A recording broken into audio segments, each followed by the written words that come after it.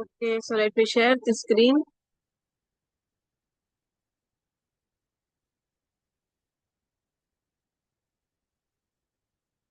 Audio video ரெண்டுமே கிளியரா இருக்குன்னு சொல்லி நினைக்கிறேன். ரெக்கார்ட் ஆகுதா? ஸோ சில வீடியோஸ் பாத்தீங்கன்னா நான் பர் டேவே வந்து 2 வீடியோ மாதிரி போட்டிருப்பேன், பார்ட் 1 பார்ட் 2. அது ஏன் நடக்குதுன்னா, சடனா கிளாஸ் எடுத்துக்கும் போது ரெக்கார்டிங் அப்படியே ஸ்டாப் ஆயிடும்.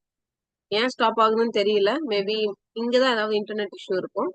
ஓகே, அதனால பார்ட் 1 பார்ட் 2 போடுறேன். மேபி நெக்ஸ்ட் டைம் வந்து கம்பைன் பண்ணி போடுறேன். ஓகேங்களா? இப்போ நம்ம பிளட் சுகர் வரைக்கும் பாத்துருந்தோம், கரெக்டா? ஸோ பிளட் சுகர் வந்து எமர்ஜென்சி சுச்சுவேஷன்ல அதிகமாகும், இன்க்ரீஸ் ஆகும். நார்மல் டைம்ல வந்து இது எந்த எஃபெக்டும் காமிக்காது.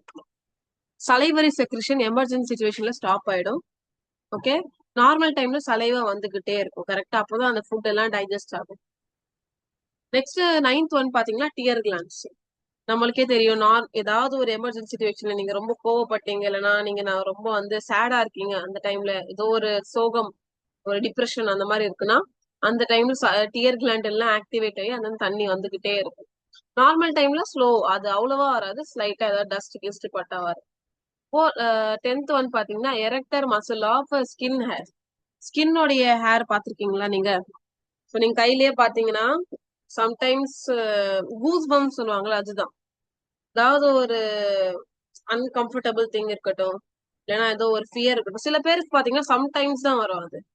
இல்லைன்னா ஒரு எக்ஸைட்மெண்ட், எக்ஸ்ட்ரீம் எக்ஸைட்மெண்ட் இருக்கட்டும், எக்ஸ்ட்ரீம் சேட்னஸ்க்குலாம் வராது, எக்ஸ்ட்ரீம் எக்ஸைட்மெண்ட் இருக்கட்டும், ஏதாவது அவங்க ரிலேட் பண்ணா அந்த மாதிரி டைம்ல வந்து கூஸ் பம்ப்ஸ் எல்லாம் வரும் அவங்க. நார்மலா சில பேருக்கு பாத்தீங்கன்னா சும்மாவே வந்துடும் கூஸ் பம்ப்ஸ். எல்லாம் கோல்டு டைம்ல, கோல்டு கிளைமேட் அந்த டைம்ல எல்லாம் கூஸ் பம்ப்ஸ் வரும். இந்த ஹேர் அப்படியே ஸ்லைட்டா ரைஸ் ஆகும், ஸ்டிமுலேட் ஆகும் அப்படியே. நார்மல் டைம்ல ஹேர் வந்து அப்படியே பிளாட்டா தான் இருக்கும். அதை நீங்களே நோட் பண்ணிருப்பீங்க, கரெக்டா? இப்போ அட்ரினல் கிளாண்டோடைய செக்ரேஷன், ஏதாவது ஒரு எமர்ஜென்சி டைம்ல வந்து அட்ரினல் கிளாண்ட்ல ஒரு ஹார்மோன் இருக்கும், அட்ரினலின். அட்ரினலின் வந்து அப்படியே இன்க்ரீஸ் ஆயிடும், அதோட செக்ரேஷன் இங்க அதிகமா ரிலீஸ் ஆக ஆரம்பிக்கும். ஓகே, ஏதாவது ஒரு சிச்சுவேஷன்ல, ஓகே, இது எமர்ஜென்சி சிச்சுவேஷன்ல நார்மலா பாத்தீங்கன்னா அவ்வளவா எஃபெக்ட் இருக்காது, ரிலீஸ்லாம் ஆகாது. இன்டெஸ்டைன்ல பாத்தீங்கன்னா பெரிஸ்டால்சிஸ் டிக்ரீஸ்ட், பெரிஸ்டால்சிஸ் இன்க்ரீஸ்ட். பெரிஸ்டால்சிஸ்னா வந்து உங்களுக்கு என்ன சொல்றது,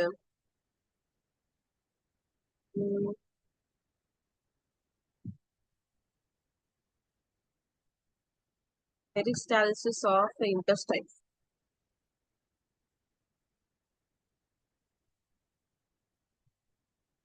இன்டெஸ்டைனோடைய அந்த மூவ்மெண்ட் இருக்கும்ல, ஏதாவது புஷ் அவுட் பண்றதுக்காக அந்த மூவ்மெண்ட் அதிகம் கம்மி ஆயிடும் நார்மல் டைம்ல.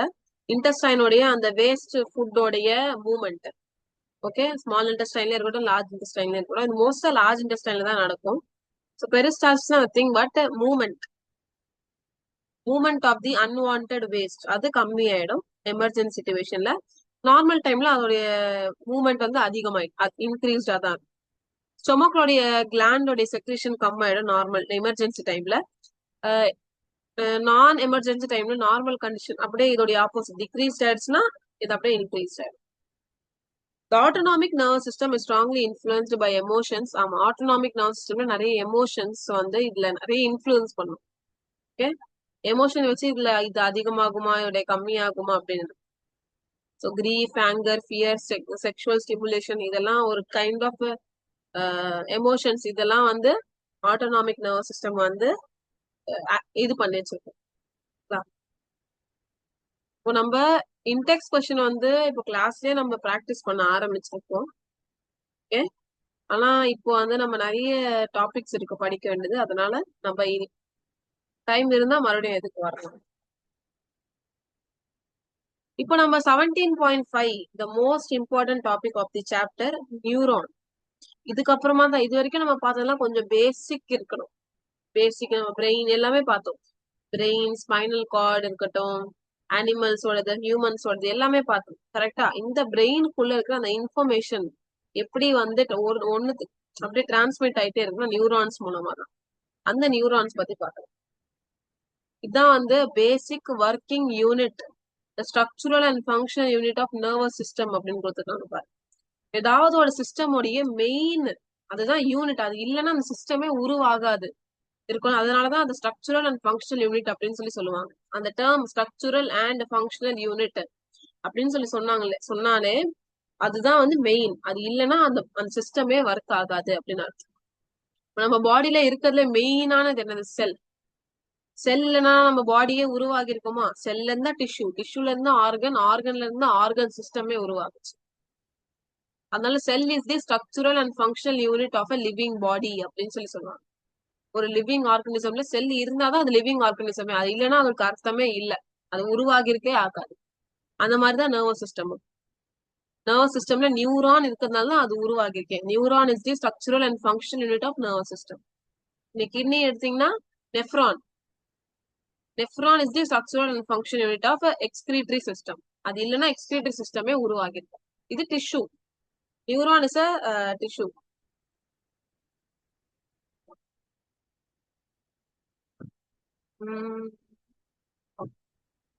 நியூரான் டிஷ்யூல நியூரான் வந்து செல் நர்வ் செல். இந்த நர்வ் செல்லாம் உருவாகிதான் டிஷ்யூ உருவாகும். தான் செல். ஒரு செல்ல தான் வந்து ஸ்ட்ரக்சரல் அண்ட் ஃபங்க்ஷன் யூனிட்னு சொல்லி சொல்லுவாங்களே. சோ நியூரான் வந்து நர்வஸ் சிஸ்டம் உடைய செல். ஓகேங்களா? சோ டிஷ்யூலாம் இல்ல, செல். நம்ம ஒன்னொன்னா பார்க்கலாம். So neuron is the structural and function unit of nervous system. இது 1 மார்க்ஸ் எல்லாம் கேட்க மாட்டாங்க. இதுதான் இது ரொம்ப ரொம்ப ஈஸி. இது கூட தெரியலன்னா பயாலஜியே தெரியாத மாதிரி. ஓகேங்களா? அதெல்லாம் ரொம்ப பேசிக்கா தான். இதெல்லாம் 1 மார்க்ஸ் எல்லாம் கேட்க மாட்டாங்க.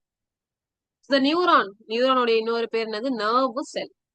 இதுதான் வந்து basic working unit of nervous system. Nerve சிஸ்டம்ல இதுதான் பேசிக் யூனிட். இது இல்லைன்னா நர்வ் சிஸ்டமே உருவாகிருக்காது. இதுதான் ஒர்க் பண்ணுது அங்க. ஓகே. இது என்ன பண்ணும்னா, ஏதாவது ஒரு இம்பல்ஸ் நான் ஆல்ரெடி சொல்லியிருக்கேன் இந்த லெசன்லயே. மெசேஜ் மெசேஜ் எது மூலமா வருது? இம்பல்ஸ் மூலமா வருது. ஓகே. சோ இந்த இம்பல்ஸ வந்து ரிசீவ் பண்றது இருக்கட்டும், கேரி பண்றது இருக்கட்டும், எல்லாம் இந்த மெசேஜஸ் பாஸ் பண்றது இருக்கட்டும், through out the body. Receiving, carrying and passing, இந்த 3 திங்ஸ் வந்து இந்த நியூரான் தான் பாத்துக்கும் த்ரூ அவுட் தி பாடி. வெறும் பிரெயின், ஸ்பைனல் கார்டு இல்ல, த்ரூ அவுட் தி பாடி இதுதான் பாத்துக்கும். ஓகே. சோ இப்ப நியூரானோடைய பார்ட்ஸ் வந்து பார்க்கலாம். You have already studied about the nerve cell. This is to refresh your memory for relating the structure. So நியூரானோடைய structure பார்க்கலாம். எப்படி வந்து இந்த நியூரானோடைய ஸ்ட்ரக்சர்ல ஒரு ஸ்ட்ரக்சர் ஒரு பார்ட்டும் என்ன ஹெல்ப் பண்ணுது. எப்படி நம்ம செல்ல சைட்டோபிளாசம், நியூக்ளியஸ், நிறைய வந்து மெம்பரைன் பவுண்ட் ஆர்கனல்ஸ், அதே மாதிரி நியூரான்ல பார்க்கலாம். ஒரு செல்ல நிறைய பார்ட்ஸ் இருக்கும்ல. சோ செல்லோடைய ஃபர்ஸ்ட் பாத்தீங்கன்னா நியூரான்ல செல் பாடி. இதுதான் செல் பாடி. எங்க இதோ இது. சோ நான் டிஃப்ரெண்ட் கலர்ஸ்ல உங்களுக்கு கொடுக்கட்டுமா? அப்போ உங்களுக்கு ஈஸியா இருக்கும். இதுதான் செல் பாடி. கிரீன் கலர்ல உங்களுக்கு ஷேட் பண்ணிருக்கல, அதான் செல் பாடி. செல் பாடியில நீங்க பாத்தீங்கன்னா கிளியரா என்ன இருக்கு? ஒரு நியூக்ளியஸ் இருக்கு. கரெக்டா? ஒரு நியூக்ளியஸ் இருக்கு. அப்புறமா இன்னும் சில செல் ஆர்கனல்ஸ் எல்லாம் இருக்கும், அது கொடுக்கல உங்களுக்கு. ஓகே. இதுதான் வந்து பாத்தீங்கன்னா அந்த மொத்த நியூரானுடைய கண்ட்ரோலே இது கையில தான் இருக்கு. It controls the working of whole neuron. Whole நியூரானுடைய கண்ட்ரோல் வந்து செல் பாடி கிட்ட தான் இருக்கு. இப்ப நம்ம எப்படி வந்து நார்மலா செல் இருக்குல்ல, ஏதாவது ஒரு செல் எடுத்துக்கிட்டோம், இப்படி இருக்கும்ல ரவுண்டா, அதுதான் சேம். இதுவும் செல் பாடி. இது வந்து இப்படி ஆயிடுச்சு, கொஞ்சம் இப்படி பிரான்ச் மாதிரி ஆயிடுச்சு. இந்த ஷேப் இந்த மாதிரி மாறிடுச்சு, அவ்வளவுதான். பெரிய டிஃபரன்ஸ் எல்லாம் ஒண்ணும் இல்லை.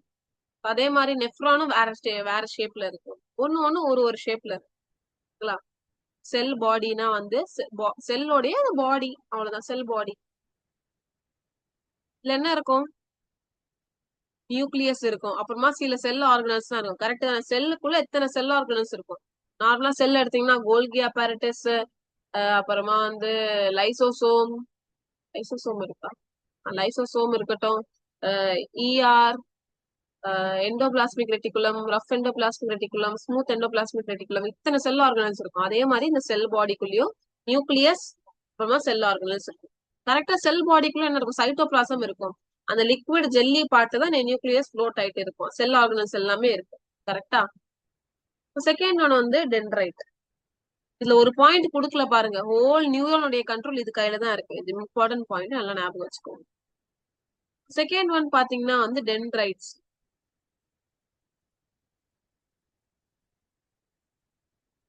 டென்ட்ரைட்ஸ் டென்ட்ரைட்ஸ் வந்து இங்க பாருங்க, செல் பாடியில இப்படி ஒரு எக்ஸ்ட்ரா வந்திருக்குல்ல, கலர் சேஞ்ச் பண்ணிட்டோமா, அது இந்த மாதிரி பிரான்ச்சஸ். இதுதான் டென்ட்ரைட்ஸ் பிரான்ச்சஸ். Short branches. ஷார்ட்டா தானே இருக்கு, ரொம்ப லாங்காலாம் இல்லைல்ல. அந்த செல் பாடி சுத்தி ஷார்ட் பிரான்ச்சஸ் இருக்கு பாருங்க, இதுதான் வந்து செல் பாடி. இதுதான் வந்து டென்ட்ரைட்ஸ். ஷார்ட் பிரான்ச் மாதிரி ஒரு எக்ஸ்டென்ஷன் அப்படியே வந்திருக்கும். ஏன்னா சிக்னல்ஸை ரிசீவ் பண்றதுக்காக. டிவில ஆண்டனா இருக்கும் அதே மாதிரி. சரிங்களா? சோ இதுக்கு இது வந்து ஷார்ட்டா பிரான்ச் எக்ஸ்டென்ஷன், பிரான்ச் மாதிரி இருக்கும் எக்ஸ்டென்ஷன்ஸ். ஸோ செல் பாடிக்கு சுத்தி அந்த எக்ஸ்டென்ஷன்ஸ் வந்திருக்கும் பிரான்ச் மாதிரி. ஓகே, என்ன பண்ணோம், இது சிக்னல்ஸை ரிசீவ் பண்ணோம். இது வந்து அந்த ரிசப்டர் இருக்குல்ல, சென்சரி ஆர்கன்ஸ், ஸ்கின்ல இருந்து அப்படியே அந்த சிக்னல் வந்து அதோடைய அந்த டென்ட்ரைட்ஸ்ல எடுத்துக்கும், ரிசீவ் பண்ணும். எடுத்துட்டு போய் இங்க இங்க இருந்து சிக்னல் இப்படி இருக்குன்னா, இதுதான் சிக்னல்னு வச்சுக்கோங்க. சிக்னல் எஸ்னே போட்டுற சிக்னல். இந்த சிக்னல் நிறைய சிக்னல்ஸ் இருக்கு இந்த மாதிரி.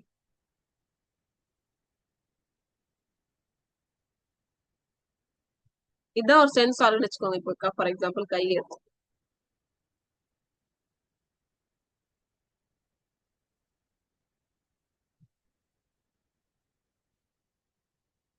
ஒரு கை.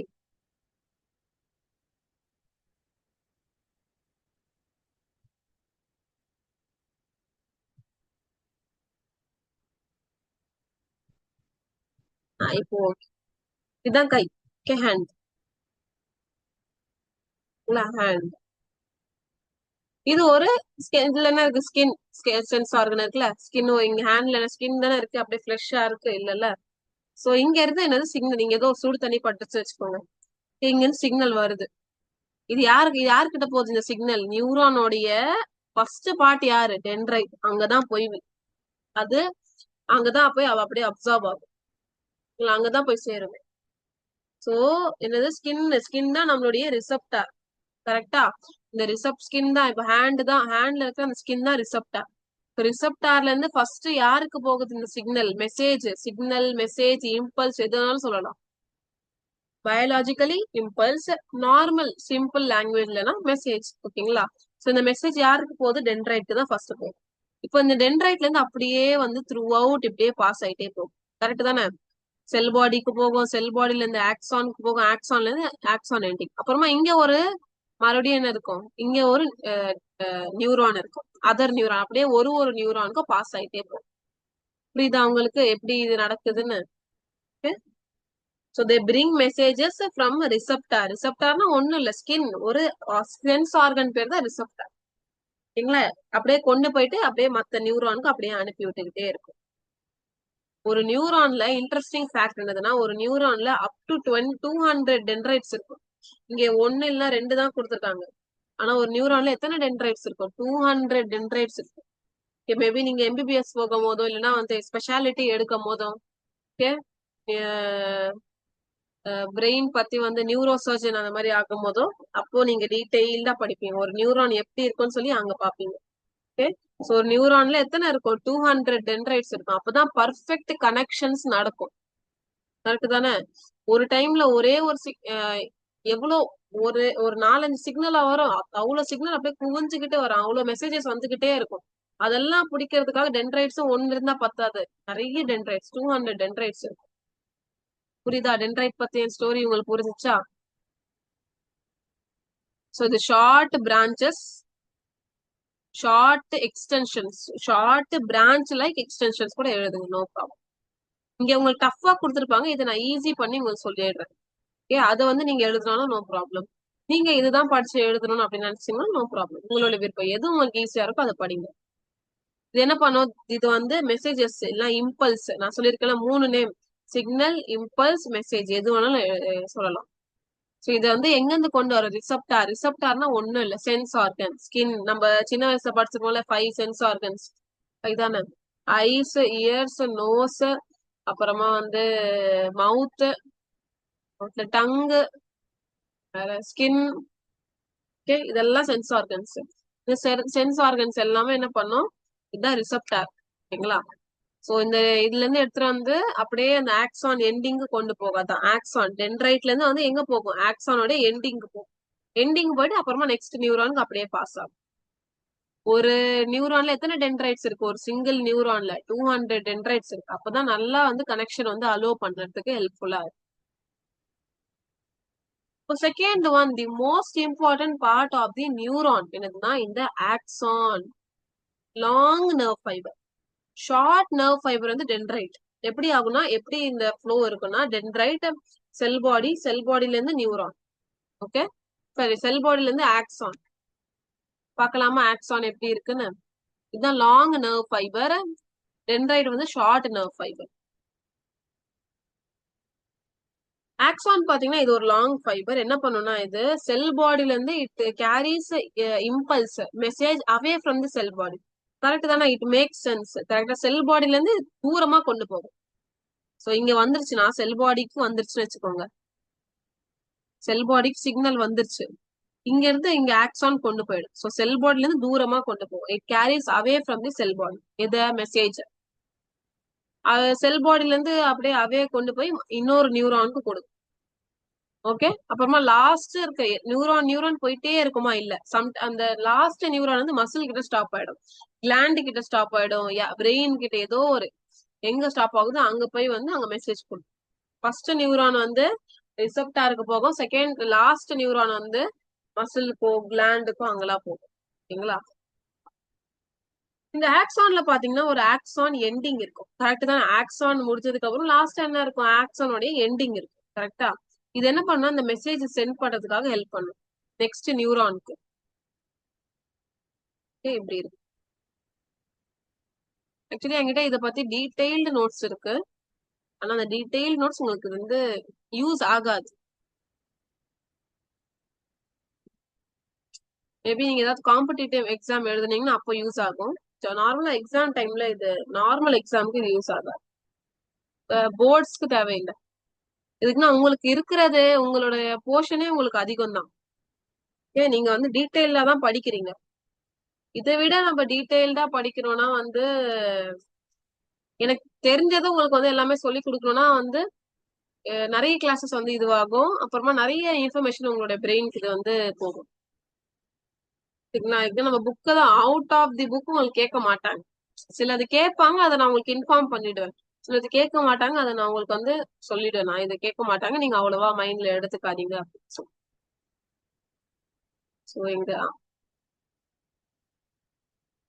சோ நான் சொன்னதுதான், it carries impulse, impulse message signal. இது வந்து செல் பாடில இருந்து அவே ஃப்ரம் தி செல் பாடி எங்க கொண்டு போகும், அந்த பிரான்ச் டெர்மினல் பிரான்சஸ் தான். டெர்மினல்னா எண்ட், பிரான்சஸ்னா ஆக்சானோட எண்டிங். அவ்வளவுதான், ஆக்சானோட எண்டிங் கொண்டு போய் அப்புறமா அப்படியே அனதர் நியூரானுக்கு கொண்டு போய் விட்டோம். இப்போ லாஸ்ட் நியூரான் வந்து எங்க போகுது, ஏதாவது மசில் இல்லைன்னா கிளாண்டு, அந்த இன்ஃபர்மேஷன் மெசேஜ் வந்து அப்படியே பிரெயின்ல இருந்து போகும். வேற என்ன இருக்கு? Myelin sheet. மைலின் ஷீட் பத்தி கொடுத்துருக்காங்கல்ல. மைலின் ஷீட் வந்து இந்த ஆக்சான் இருக்குல்ல, செல் பாடி கீழே இந்த ப்ளூ கலர்ல ஷேட் பண்ணிருக்கலாம், அதுதான் ஆக்சான். சோ இந்த ஆக்சானு நம்ம வந்து கவர் பண்றோம், இது கவர் பண்ணும். சோ ஒரு fatty covering around the axon. இது எல்லா நியூரான்ஸ்ல இருக்காது, சில நியூரான்ஸ்ல இருக்கு. ஓகே, இப்போ எந்த நியூரான்ஸ்ல இந்த மைலின் ஷீட் இருக்கோ அதை மைலினேட்டட் இல்லைன்னா மெடுலேட்டட் ஃபைபர் சொல்லுவாங்க. மெடுலேட்டட் இல்லைன்னா மைலினேட்டட் நியூரான் சொல்லுவாங்க. எதுல இல்லையோ அது நான் மைலினேட்டட் அப்படின்னு சொல்லி சொல்லுவாங்க. ஓகே, சோ எல்லா நியூரான்ஸ்லயும் இருக்காது, சில நியூரான்ஸ்ல ஒரு ஆக்சானை சுத்தி ஒரு ஃபேட்டி கவரிங் இருக்கும். அந்த கவரிங் பேர் தான் மைலின் ஷீட் சொல்லுவாங்க. ஏன் இந்த மைலின் ஷீட் இருக்குன்னா, அந்த மெசேஜ் இருக்குல்ல, மெசேஜ் டிரான்ஸ்மிஷன் ஆக்சான்ல இருந்து இப்போ நெக்ஸ்ட் நியூரான் போறது வந்து கொஞ்சம் ஃபாஸ்டா நடக்கும். ஸ்பீட் அப் பண்றதுக்காக, ப்ராசஸ ஸ்பீட் அப் பண்றதுக்காக இது ஹெல்ப்ஃபுல்லா இருக்கும். ஓகே, இதுல கொடுத்துருக்காங்க இல்லன்னு நினைக்கிறேன். ஆனா இது இம்பார்ட்டன்ட் இன்ஃபர்மேஷன், அதை நல்லா படிச்சுக்கணும். ஸோ ஆக்சானை சுத்தி சில நியூரான்ஸ்ல ஆக்சானை சுத்தி ஒரு ஃபேட்டி கவரிங் இருக்கும். ஓகே, இது பேர் தான் வந்து நர்வ் ஃபைபர்ஸ். இந்த இது பேர் தான் மைலின் ஷீத் அப்படின்னு சொல்லுவாங்க. யாருக்கெல்லாம் அது இருக்கோ அவங்கள மைலினேட்டட் இல்ல மெடுலேட்டட் நியூரான் அப்படின்னு சொல்லுவாங்க. ஓகேங்களா? மெடுலரி ஷீட் பத்தி சொல்லியாச்சா? இது ஏன் இருக்கு, to speed up the process. Next node of Ranvier. இந்த மைலின் ஷீத் வந்து ஃபுல்லா கவர் ஆயிருக்கும் அப்படின்னு சொல்லி கேட்டீங்கன்னா இல்ல, நடுவுல ஒரு சின்ன சின்ன கேப் இருக்கும். இந்த கேப்ஸ் ஓகே, சின்ன கேப்ல வந்து மைலின் ஷீட்க்கு நடுவுல பிட்வீன் வந்து ஒரு சின்ன சின்ன கேப் இருக்கும். அப்பதான் வந்து நர்வ் இங்க பாருங்க, ஏதாவது ஒரு இது வந்து அப்படியே ஒரு ஸ்ட்ரெயிட்டா போனா ஃபாஸ்டா போக முடியுமா? நான் உங்ககிட்ட ஒரு கொஸ்டின் கேக்குறேன். என்னதுன்னா, ஸ்ட்ரெயிட்டா ஏதோ ஒண்ணு போகுதுன்னா அது ஃபாஸ்டா போகுதுன்னா ஜம்ப் பண்ணி போகும்போது ஃபாஸ்டா போகும். ஜம்ப் பண்ணி போகும்போது தானே ஃபாஸ்டா போகும். அந்த ஜம்ப் பண்றதுக்காக இது ஹெல்ப்ஃபுல்லா இருக்கு. ஜம்பிங்காக இது இருக்கு. வெறும் ஃபுல்லா மைலின் ஷீட்டால கவர் ஆயிருந்தா இப்படியே போயிருக்கும். கரெக்டா? இங்க மைலின் ஷீட்டாலையும் கவர் ஆயிருக்கு. மைலின் ஷீட்டாலையும் கவர் ஆயிருக்கு. நடுவுல ஒரு ஸ்பேஸ் இருக்கு. அந்த ஸ்பேஸ்னால இப்படி போக வேண்டியது எப்படியா போகுது? இப்படி போகுது பாருங்க. இது ஃபாஸ்டா போகும். ஜம்ப் பண்றதுக்காக சிக்னல்ல ஜம்ப் பண்ண வைக்குது. ஓகே, புரியுதா? சோ இப்படி இருக்க போது இப்படி போகும் பாருங்க. ஒரு பெரிய பெரிய ஜம்ப் எடுக்கும் போது அப்படியே போயிட்டே இருக்கும். சோ நோட் ஆஃப் ரான்வியர் வந்து மைலின் ஷீட்க்கு நடுவுல இருக்கிற ஒரு கேப். ஓகே, அது வந்து நியூரானுடைய இம்பல்ஸ் வந்து இந்த நர்வ் இம்பல்ஸ் வந்து ஜம்ப் பண்றதுக்காக ஹெல்ப்ஃபுல்லா இருக்கும். அப்பதான் ஃபாஸ்டா போகும், ப்ராசஸ் ஸ்பீட் அப் ஆகும். எதனால ஸ்பீட் அப் ஆகுதுன்னு தெரியுதா? லாஸ்டா என்ன இருக்கு? Synapse, synapse, synapse. No problem, எது சொன்னாலும் ஓகே தான். உங்களுக்கு ஞாபகம் இருக்கணும், அதுதான் தேவை. சினாப்ஸ் பாத்தீங்கன்னா வந்து நியூரானுக்கு ஒரு நியூரான் அப்புறமா இன்னொரு நியூரான் நடுவுல இருக்கிற கேப். ஓகே, ஒரு நியூரான் அப்புறமா இன்னொரு நியூரானுக்கு நடுவுல இருக்கிற கேப். கொடுக்கலையா டயக்ராம்? சோ ஒரு நியூரான் அப்புறமா இன்னொரு நியூரானுக்கு நடுவுல இருக்கிற gap. So it's a gap between one neuron and another neuron. ஒரு நியூரான் அப்புறமா லாஸ்ட் நியூரான் இருந்தா நியூரானுக்கும் மசிலுக்கும் நடுவுல இருக்கிற கேப் சினாப்ஸ் தான் சொல்லுவாங்க. நீங்க கேப்பீங்களா மேம்? ஓகே, ஒரு நியூரானுக்கும் இன்னொரு நியூரான் நடுவுல இருக்கிற ஸ்பேஸ் தான் சினாப்ஸ். Okay ma'am. ஆனா வந்து இப்போ லாஸ்டா நியூரான் போயிடுச்சு, இப்போ மசில் தான் இருக்கு லாஸ்டா, அதுக்குதான் இன்ஃபர்மேஷன் போகணும்னா அங்கேயும் சினாப்ஸ் இருக்குன்னா கண்டிப்பா இருக்கு. சோ லாஸ்ட் நியூரானுக்கும் மசிலுக்கும் நடுவுல இருக்கிற ஸ்பேஸும் சினாப்ஸ் தான் சொல்லுவாங்க. ஒரு டைனி கேப். சோ இது மூலமா அந்த கெமிக்கலி வந்து மெசேஜ் வந்து அப்படியே பாஸ் ஆகும். நீங்க கேப்பீங்கல்ல மேம், நடுவுல வந்து எதுவுமே இல்ல, ஒரு ஸ்பேஸ் தானே இருக்கு, இப்ப அப்படியே வந்து மெசேஜ் வந்து அப்படியே லாஸ்ட் ஆயிட கூட, அப்படியே தொலைஞ்சு போக கூட வாய்ப்பு இருக்குன்னா இல்ல. அந்த ஒரு கெமிக்கல் இருக்கும், அந்த கெமிக்கல் மூலமா அப்படியே வந்து கரெக்டா அந்த மெசேஜ் வந்து அந்த நியூரான்ல இருந்து இன்னொரு நியூரான் கரெக்டா போயிடும். ஓகேங்களா? ஒட்டி ஒட்டி இருக்காது நியூரான், நடுவுல ஒரு ஸ்பேஸா தான் இருக்கும். அந்த ஸ்பேஸ் பேர் தான் சினாப்ஸ். புரிஞ்சுச்சா என்னென்ன சொல்லி கொடுத்துருக்கேன்னு? நியூரான் வந்து நர்வ் சிஸ்டம் உடைய structural and functional unit of, இப்படி கேட்பாங்க, define the structural and functional unit of nerve system அப்படின்னா நியூரான் பத்தி நீங்க எக்ஸ்பிளைன் பண்ணணும். ஓகேங்களா? சோ நியூரான் தான் வந்து, நியூரானோட இன்னொரு பேர் நர்வ் செல். இதுதான் வந்து basic working unit of nerve system. Receiving, carrying, passing the messages help பண்ணும். சோ நியூரான்ல என்னென்ன பார்ட் எல்லாம் படிச்சிருக்கோம் நம்ம? Cell body, dendrite, axon, myelin sheath, node of Ranvier, synapse என்ன பார்த்தோம். ஓகே, இப்போ எப்படி வந்து நர்வ் இம்பல்ஸ் வந்து கேரி அவுட் ஆகுதுன்னு சொல்லி பார்க்கலாமா? Conduction of nerve impulse.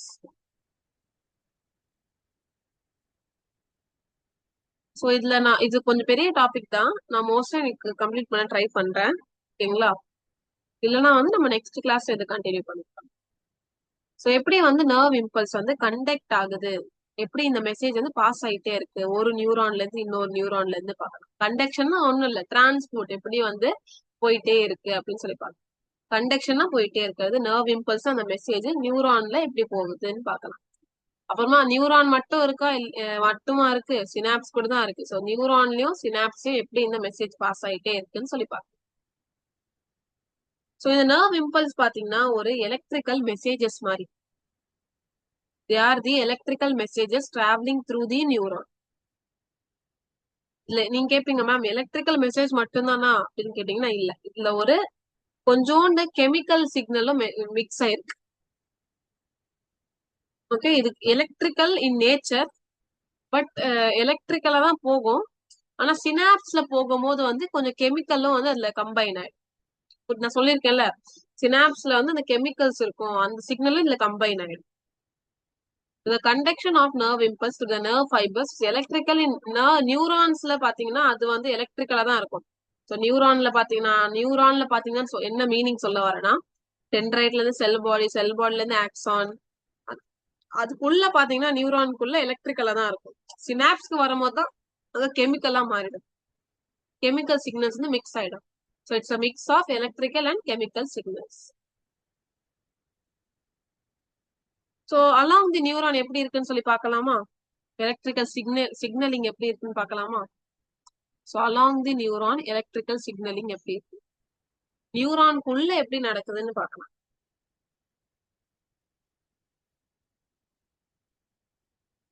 So நியூரான்குள்ள பாத்தீங்கன்னா மெசேஜஸ் வந்து எலக்ட்ரிக்கல் இம்பல்ஸா மூவ் ஆகும் சொல்லியிருக்கேன்ல. ஸோ நியூரான்குள்ள பாத்தீங்கன்னா இந்த டிரான்ஸ்மிஷன் எப்படி இருக்கும், எலக்ட்ரிக்கலா இருக்கும். எலக்ட்ரிக்கல் இம்பல்ஸா இருக்கும், இது மூவ் ஆகும். ஆனா சினாப்ஸ்ல இது நியூரான்ஸ்க்கு உள்ளேயும் சினாப்ஸும் வேற கதை, ரெண்டுமே டிஃப்ரெண்ட் ஸ்டோரிஸ். ஓகேங்களா, அதை நல்லா கவனிங்க. டிஃப்ரெண்ட் ப்ரொசீஜர் இருக்கு. ஸோ நியூரான்குள்ள மெசேஜ் எப்படி மூவ் ஆகும், எலக்ட்ரிக்கல் இம்பல்ஸ் த்ரூ ஃபார்ம்ல மூவ் ஆகும். சினாப்ஸ்ல பாத்தீங்கன்னா மெசேஜஸ் வந்து கெமிக்கலா மூவ் ஆகும். அதை நம்ம இந்த இந்த லெசன்லயே அப்புறமா பார்க்கலாம். இப்போதைக்கு நம்ம இந்த எலக்ட்ரிக்கல் திங் மட்டும் பார்த்து முடிச்சிடலாம். இதுக்கப்புறமா நிறைய டாபிக் அப்புறமா வரும்னு நினைக்கிறேன். ஸோ இன்சைட் தி நியூரான் எப்படி இருக்கு, எலக்ட்ரிக்கல் இம்பல்ஸ் மாதிரி இருக்கு மெசேஜஸ். சினாப்ஸ்ல எப்படி இருக்கு, மெசேஜஸ் வந்து கெமிக்கலா மூவ் ஆகும். Electrical chemical. Step by step process பார்க்கலாமா? ஸோ எப்படி வந்து இந்த ஸ்டெப் பை ஸ்டெப் ப்ராசஸ் பார்க்கலாம். ஃபர்ஸ்ட் வந்து ரெஸ்டிங் ஸ்டேட். ஆக்சுவலி இந்த மாதிரி ஒரு பர்டிகுலர் நேம்ஸ் கொடுக்கல, நான் உங்களுக்கு அனலைஸ் பண்ணும் போது இந்த மாதிரி நேம்ஸ் வச்சு படிக்க வச்சா பசங்களுக்கு ஈஸியா இருக்கும் அப்படின்னு சொல்லி படிக்க. உங்களுக்கு ஸ்டெப் ஸ்டெப்பா தெரிஞ்சா ஃபர்ஸ்ட் ஒன் இது நடக்கும், செகண்ட் இது, தேர்ட் இது அப்படின்னு நடந்தா உங்களுக்கு ஈஸியா இருக்கும். அதனாலதான் சரி கேப்பீங்க, மேம் நீங்க நீங்க ரெஸ்டிங் ஸ்டேட் அந்த மாதிரி ஒன்று சொல்றீங்களா, அது இல்லவே இல்லையே இதுல அப்படின்னு சொல்லி நீங்க மோஸ்ட் லெசன்ல அனலைஸ் பண்ணிருப்பீங்க. என்னதுன்னா நான் வந்து உங்களுக்கு ஒரு ஒரு ஸ்டெப்ல அந்த டாபிக் கொடுத்துதான் படிக்க வைப்பேனே, இப்பதான் ஈஸியா இருக்கும். நானும் அப்படியே ரீட் பண்ணிக்கிட்டே போகலாம், ஆனா வந்து அது உங்களுக்கு அண்டர்ஸ்டாண்டிங் ஆகாது. So step by step process வந்து எப்படி நடக்குதுன்னு பார்க்கலாமா? ஸோ ஃபர்ஸ்ட் வந்து ரெஸ்டிங் ஸ்டேட். இந்த ரெஸ்டிங் ஸ்டேட்டோட நல்லா கவனிங்க, ரொம்ப இம்பார்ட்டன்டான டாபிக் இது, ரொம்ப நல்லா கவனிங்க. ஓகேங்களா, ஸ்டோரி மாதிரி கவனிங்க, நான் ஸ்லோவா சிம்பிளாவே சொல்றேன். So first step by step ப்ராசஸ்ல வந்து ஃபர்ஸ்ட் ஸ்டெப் என்னது, resting state, also known as polarised condition. Resting state இல்லைன்னா போலரைஸ்டு கண்டிஷன். ரெஸ்டிங் ஸ்டேட்ல எப்படி இருக்கும், நியூரான் வந்து குவைட்டா இருக்கும். ஓகே, ஸ்லோவா இருக்கும், குவைட்டா இருக்கும், சைலண்டா இருக்கும். நியூரானுக்கு வெளியில பாத்தீங்கன்னா நிறைய பாசிட்டிவ் சார்ஜ் இருக்கும். நியூரான் எப்படி இருக்குன்னா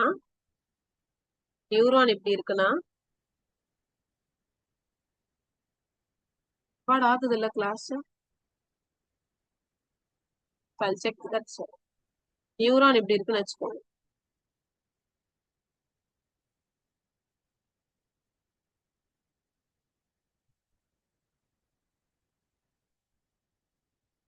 நியூரான் இதுதான் நியூரான். நியூரானுக்கு இங்க பாத்தீங்கன்னா சைடுல வெளியில அவுட் சைட் நியூரான் பாத்தீங்கன்னா நிறைய எத்தனை இருக்கு, என்ன இருக்கு, பாசிட்டிவ் சார்ஜ் அப்படி நிறைஞ்சிருக்கு. பாசிட்டிவ் சார்ஜ், ஃபுல்லா பாசிட்டிவ் சார்ஜ். ஏன் இந்த பாசிட்டிவ் சார்ஜ் இருக்குன்னா because of Na plus ions, sodium ions. Na plus என்னது, சோடியம் அயான்ஸ். சோடியம் பாசிட்டிவா தானே இருக்கு, ஸோ பாசிட்டிவ் சார்ஜ் இருக்கு. ஒன்னும் இல்ல, simple. Resting state also known as polarised condition. இந்த டைம்ல நியூரான் உள்ள சைலண்டா தான் இருக்கும், ஆனா நியூரானுக்கு வெளியில ஃபுல்லா பாசிட்டிவ் சார்ஜ் ஃபில் ஆயிருக்கு. எதனாலனா Na பிளஸ் அயான்ஸ்னால. அது நியூரானுக்கு உள்ள பாத்தீங்கன்னா நெகட்டிவ் அயான் இருக்கு. ஸோ போலரைஸ்டு கண்டிஷன் எப்படி இருக்குன்னு சொல்லி பாத்துக்கோங்க. நியூரானுக்கு வெளியில பாசிட்டிவ் சார்ஜ் இருக்கு, நியூரானுக்கு உள்ள நெகட்டிவ் சார்ஜ் இருக்கு. ஓகே, இது எப்படி மெயின்டைன் பண்ணுவாங்கன்னா பாசிட்டிவ் வெளியில உள்ள நெகட்டிவ், அதை எப்படி மெயின்டைன் பண்ணுவாங்கன்னா ஒரு ஸ்பெஷல் சிஸ்டம் மூலமா மெயின்டைன்.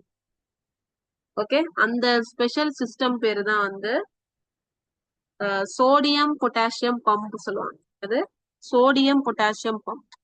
இந்த சிஸ்டம் ஒர்க் ஆகும்னா கண்டிப்பா ஏடிபி தேவை. ஏடிபி எங்கேயாவது வந்து ஏதோ ஒரு சிஸ்டம் வந்து ஒர்க் ஆகணும்னா ஏடிபி தேவைப்படுதுன்னு அந்த சிஸ்டம்க்கு அந்த சிஸ்டம் வந்து ஆக்டிவா இருக்கும், ஆக்டிவ் டிரான்ஸ்போர்ட்டா இருக்கும். புரியுதா? ரெஸ்டிங் ஸ்டேட் நான் மறுபடியும் ரிப்பீட் பண்ணிட்டே இருக்கிறேன். நான் அப்படியே ஒன் டைம் சொல்லிட்டு அப்படியே போயிட்டே இருக்கலாம். நான் ரிப்பீட் பண்ணும் போது தான் ஃபர்ஸ்ட் டைம் உங்களுக்கு 50% வந்து அண்டர்ஸ்டாண்ட் ஆயிடுச்சு. செகண்ட் டைம் ஒரு 80% ஆகும். ஓகே, சில பேர் தேர்ட் டைம் அந்த 80%லயே நிக்குதுன்னா இன்னொரு வாட்டி வீடியோ பார்க்கும் போது 100%-ஆ மாறி. உங்களுடைய ஒர்க் என்னதுன்னா 0-வை 100-ஆ மாத்து. ஃபர்ஸ்ட் டைம் 0 அண்டர்ஸ்டாண்டிங் இருக்கும், 10 20 இருக்கும். ஆனா நீங்க ஒரு 1% இன்க்ரீஸ் ஆயிட்டே இருந்துச்சுன்னா அது வந்து பெரிய ஒரு இம்ப்ரூவ்மெண்ட். ஃபர்ஸ்ட் டைம் நீங்க கவனிக்கும் போது கொஞ்சம் அண்டர்ஸ்டாண்டிங்கா இல்லாம இருக்கும். செகண்ட் டைம் சொல்லும் போது இன்னும் அதிகமாயிடும். அந்த மாதிரி அதிகமாகிறதுக்காக தான் டுவைஸ் நான் ரிப்பீட் பண்றேன் ஒரு topic. Okay, so resting state also known as என்னது? Polarised condition. இந்த டைம்ல நியூரான் குவைட்டா இருக்கும். நியூரானுக்கு எந்த குவைட்டா சைலண்டா இருக்குன்னா உள்ள ஒண்ணுமே அந்த இம்பல்ஸ் வந்து போயிட்டே இருக்காது, அப்படியே இருக்கும், நார்மலா கண்டிஷன்ல இருக்கும். Outside the neuron positive charge இருக்கும் because of Na plus ion. Inside the neuron negative charge இருக்கும். அது மட்டும் கன்ஃபியூஸ் ஆயிடாதீங்க. வெளியில பாசிட்டிவ் உள்ள நெகட்டிவ், வெளியில பாசிட்டிவ் உள்ள நெகட்டிவ் நியூரானுக்கு. இதை எப்படி மெயின்டைன் பண்ணுவாங்க? ஒரு ஸ்பெஷல் சிஸ்டம். அந்த ஸ்பெஷல் சிஸ்டமோட பேர் என்னது? Sodium potassium pump. இல்ல ஏடிபி யூஸ் ஆகுறதுனால இது ஆக்டிவ் டிரான்ஸ்போர்ட் அப்படின்னு சொல்லுவாங்க. இப்போ டீபோலரைசேஷன் ஆகுது. போலரைசேஷன் நல்லா புரிஞ்சுச்சா? Positive charge out side, negative charge inside. Positive charge out side, negative charge inside.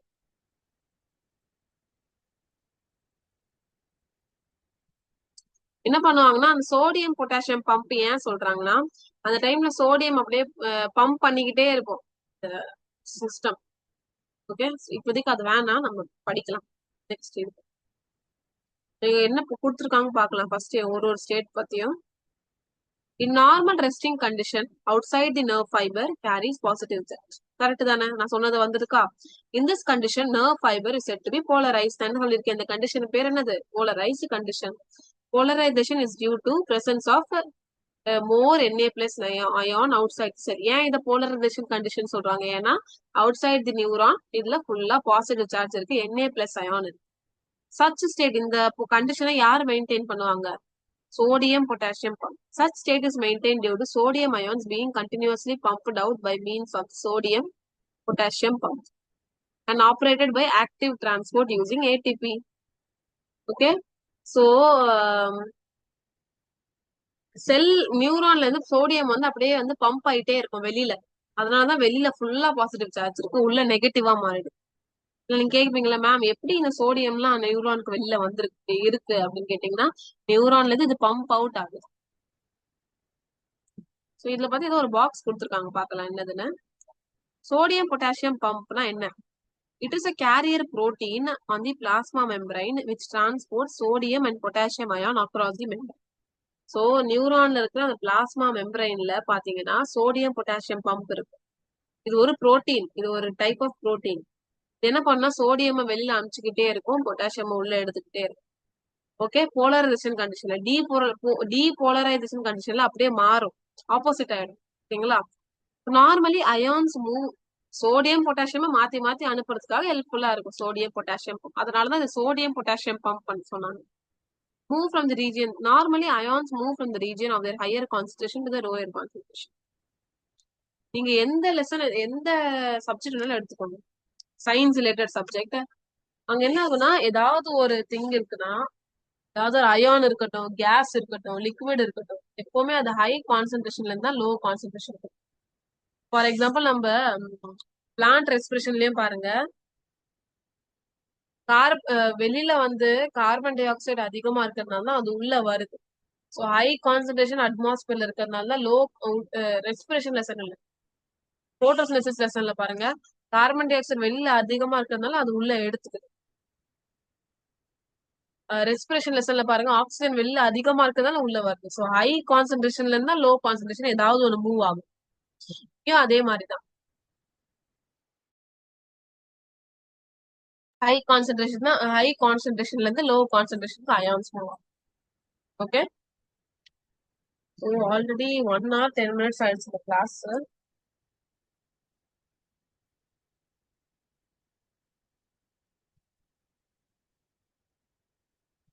Check. So உங்களுக்கு நெக்ஸ்ட் ரெக்கார்டிங்ல நான் வந்து இது உங்களுக்கு கொடுக்குறேன். ஓகே, இப்போதைக்கு நம்ம இது வரைக்கும் ஸ்டாப் பண்ணிக்கலாம். ஸோ நெக்ஸ்ட் ரெக்கார்டிங்ல நம்ம நிறைய திங்ஸ் வந்து பார்க்கலாம். ஓகே, ஸோ நான் நெக்ஸ்ட் ரெக்கார்டிங்ல உங்களுக்கு நெக்ஸ்ட் கிளாஸ்ல இதுல இருந்து ஸ்டார்ட் பண்ணி உங்களுக்கு நான் இந்த டாபிக் வந்து முடிச்சேன். Okay, shall we end the class today? Okay, so இது ரெக்கார்டிங் தான், that doesn't mean it is less. Okay, so நீங்க இது லைவ் கிளாஸ் மாதிரி தான் இருக்கும், உங்ககிட்ட நான் பேசுற மாதிரி தான் இருக்கும் ரெக்கார்டிங், ஆனா வந்து இது பேசுற மாதிரி தான் இருக்கும். Okay, so make sure to see this ரெக்கார்டிங்ஸ் இருக்கட்டும், லைவ் கிளாஸ் எது வேணாலும் இருக்கட்டும், கிளாஸஸை காம்ப்ரமைஸே பண்ணாதீங்க. பேக்லாக் அப்படியே சேர்ந்துக்கிட்டே இருக்கும், உங்களால கம்ப்ளீட்டே பண்ண முடியாது. 1 2னா ஓகே, அதுவே வந்து நிறைய பைல்ட் அப் ஆயிடுச்சுன்னா will be very difficult for you to clean it. இதெல்லாம் படிச்சு நீங்க நோட்ஸ் எடுக்கிறது, அதை மெமரைஸ் பண்றது தான் ரொம்ப டஃப் ஆயிடும். So make sure to have a balance between the subjects. ஒரே சப்ஜெக்ட்லயே உட்காந்துடக்கூடாது, எல்லா சப்ஜெக்ட்லயும் ஒரு பேலன்ஸ் வச்சுக்கோங்க. And then study well. Okay, shall we end the class? Okay, thank you so much.